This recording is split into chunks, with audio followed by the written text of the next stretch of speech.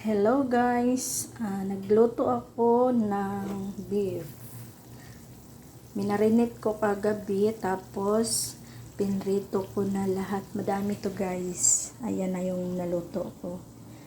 Yung luto na ilalagay ko dito.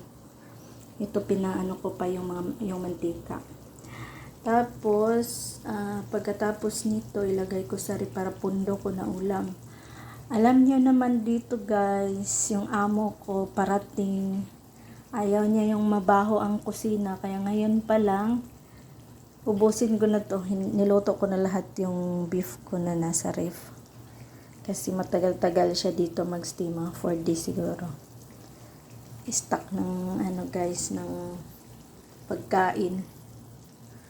Yan. Minarinate ko siya kagabi ng tuyo, lemon.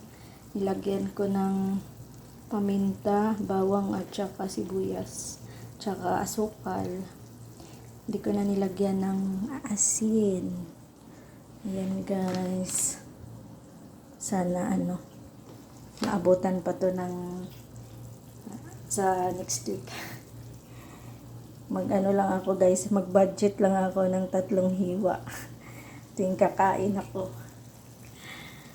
Bye guys!